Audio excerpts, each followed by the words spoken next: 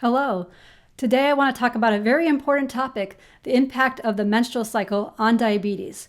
So if you have diabetes or know somebody who has diabetes, or if you're dealing with fluctuating blood sugar and you have a menstrual cycle and you're seeing changes over the course of your cycle, I want you to know you're not imagining it. The science supports that there is a huge amount of hormonal changes, and those hormonal changes impact insulin sensitivity and can make it much harder to control your blood sugar during certain times of the months. So let's talk about the science behind it and what you can do about it. It's not all in your head at all. Hormonal changes over the course of the menstrual cycle change insulin sensitivity. And this is a graph that I put in my book about Leda diabetes, and it surprised some of my readers about how big the hormonal changes are. So everybody's menstrual cycle is different. This is an average representation. The cycle can be something between like 21 days and 35 days. On average, it's 28 days. And this is showing that at the beginning of your menstrual cycle, the hormones estrogen and progesterone are both low. And then estrogen raises a bit right before ovulation, about mid-cycle, and then progesterone increases dramatically during the second half of your menstrual cycle. And this changes insulin sensitivity and can make a big impact on how easy or hard it is to control your blood sugar. So it's really a quite interesting thing that is a struggle for a lot of women, and often doctors don't talk about it enough. I don't think in general it needs more awareness. So let's talk about what's happening here and what potentially you can do about it.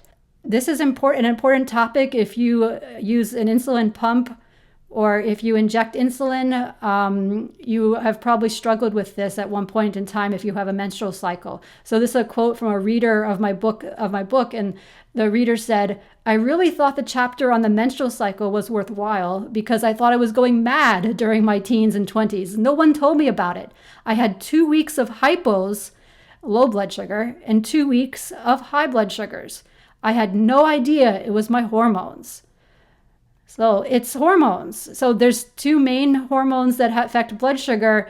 The first one this graph is showing is estradiol, and there's some controversy actually on how this hormone affects blood sugar. So definitely observe your own patterns here. What's interesting is about this graph is it shows that the hormonal changes vary from month to month and also from woman to woman, and also depending on your biological stage in your life. So it's not constant. However, if you pay attention to your menstrual cycle and keep track of how your blood sugar is doing, you're likely to see patterns that you can rely on or observe and react to those patterns. So estradiol is one of those hormones, and the progesterone is the other one. And this is the one that there's a lot of evidence that progesterone decreases insulin sensitivity. In other words, you could say it increases insulin resistance. It's during the second half of the menstrual cycle, during the luteal phase. And it really goes from no progesterone during the first half to quite a bit. So this impacts how much insulin you might need for food or how high your blood sugar might go after eating.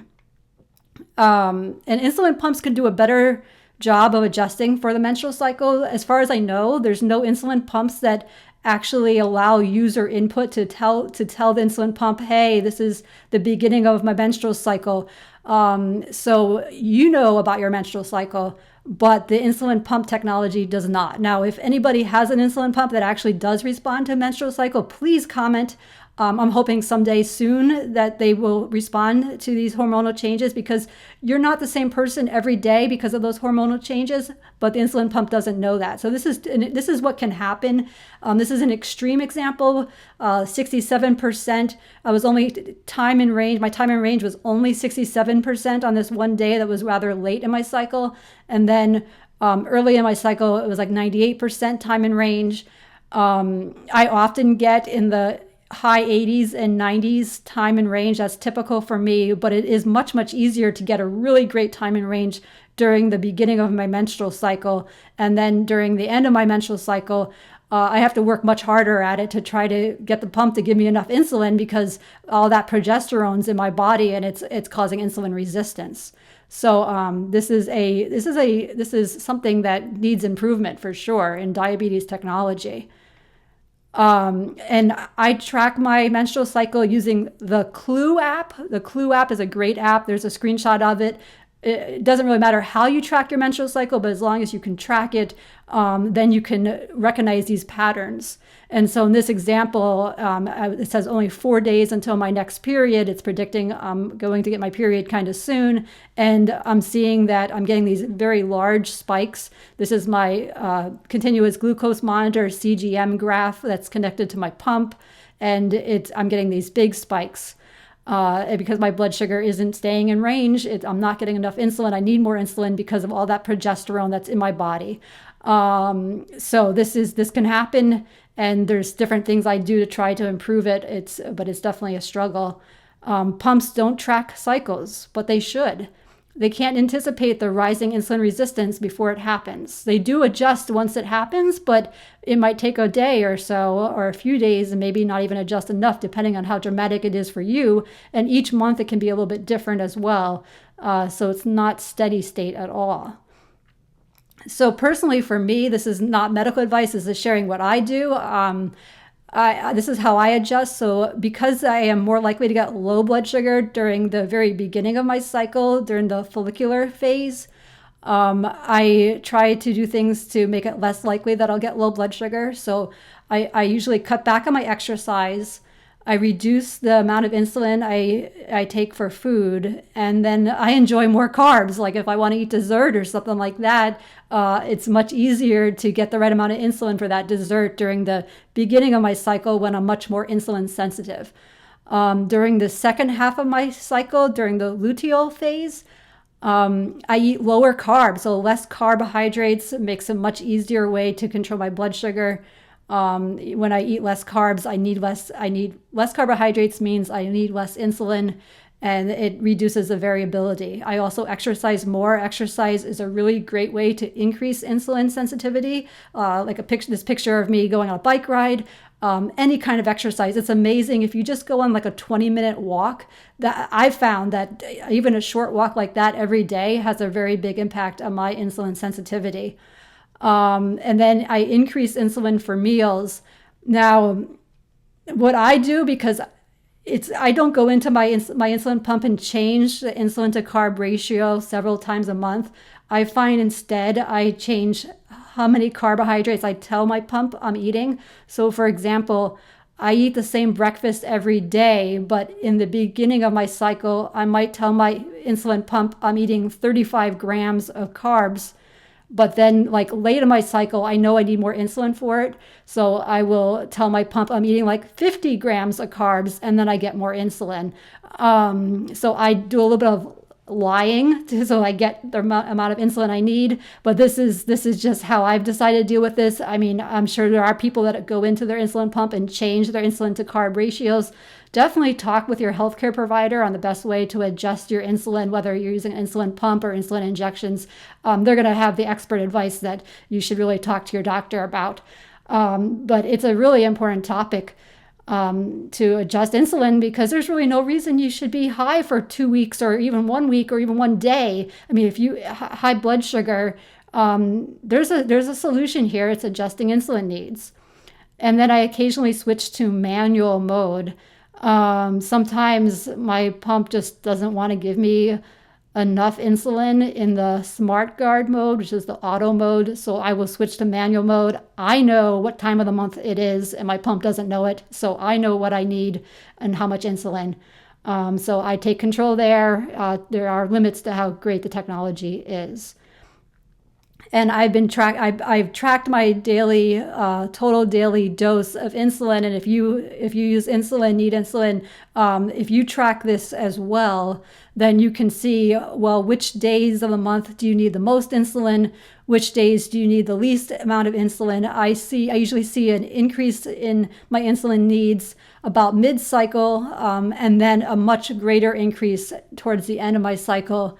So see what your own patterns are, and then you can adjust for that. And this graph is not even really showing the full reality because I'm changing what I eat and my exercise, which also impacts my total daily insulin dosage. So it's really probably more dramatic than what this is even showing here.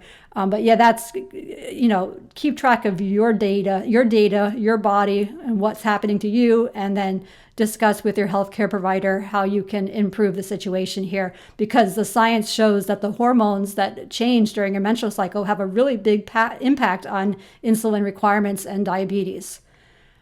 So, and then you might be wondering, what about birth control?